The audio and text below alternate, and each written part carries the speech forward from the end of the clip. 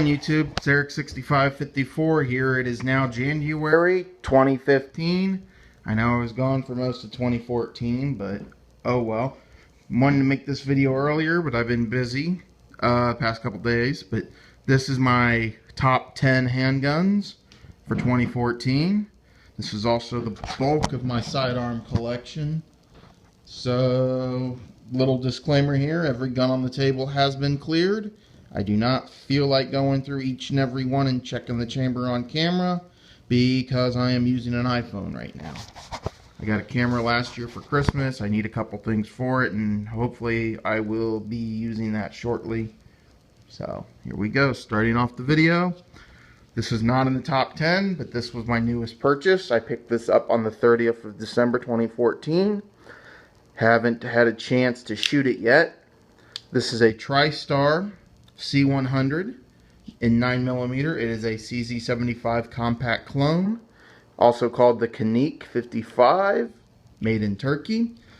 This gun, as far as I can tell, is not a steel frame. Everything I can read on it, based on the weight, it is a aluminum frame. Depending on how it shoots, I probably will not be buying a CZ PCR for a carry gun, because I do not like loaded chamber indicators, and I prefer this traditional cocked and locked safety on a CZ, or lowering the hammer. We'll see how it fires. Taking that to the range shortly. Now, as far as going on to the top 10 list, starting off, this is a Taurus Model 66, chambered in 357 Magnum. Those are snap caps. 6 rounds, of course. This is an older one. It looks pretty close to a Model 19 Smith & Wesson, although it's a Taurus. No safety on the hammer to lock the gun up.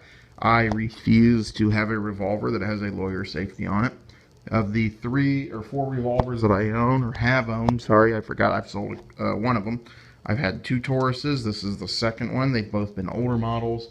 And then I have I have a Ruger and then a 22 revolver that has a safety, but not a lawyer safety.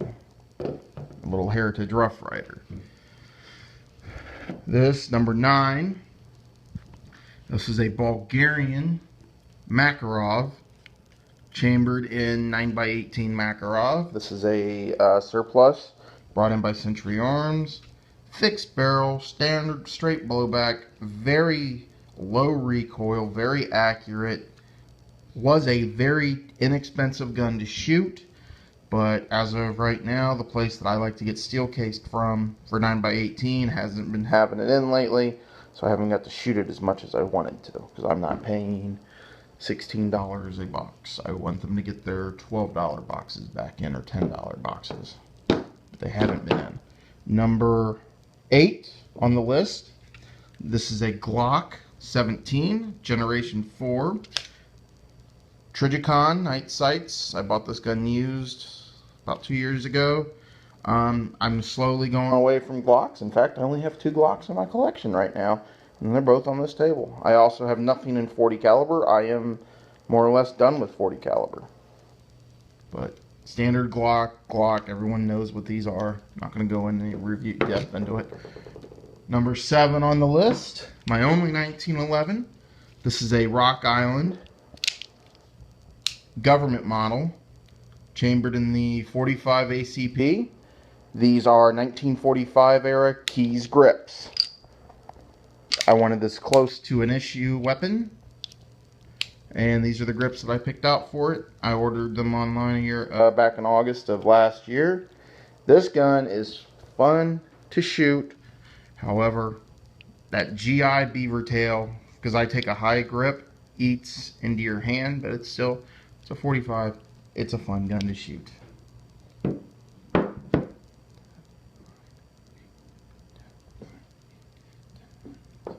Number 6 on the list. This gun is now discontinued through CZ USA for the goddamn P09. I had a P07. It pisses me off that this gun is no longer being imported through CZ USA. This is a CZ75 SP01 Phantom in 9mm. What a great shooting gun. Lightweight. It's about the same weight as a Glock 17. It is my only CZ with a decocker. It's a decent trigger. I prefer the standard trigger group, but it's a fun gun to shoot, and the double action trigger is not that bad. I wish they would bring this gun back in, because I had a P07, and honestly, when you shoot a P07 or P09, I haven't shot the P09, but when I took my 07 apart and all that, it looked more like basically like a SIG or a Glock with the way the barrel's done. The barrel looked more like a Glock or a SIG barrel, and it also had a higher bore axis compared to these. These shoot really low into your hand, very fast follow-up shots. I hope to get a steel-framed SP01 in the near future when they come back in stock. I had one on order and it was out of stock, so I ordered something else. Number 5 on the list, this is my home defense gun. Has a Surefire Streamlight TLR1 on it. This is a Glock 21 in 45, of course.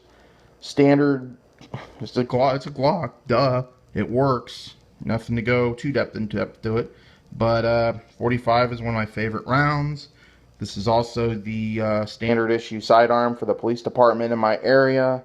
So having your self-defense gun and the same self-defense gun that is a duty weapon for the police in your area is not a bad idea, I don't think, because kind of hard for a district attorney, if you ever have to use your gun in self-defense, try to throw the whole, your gun is so dangerous, so deadly, blah blah blah.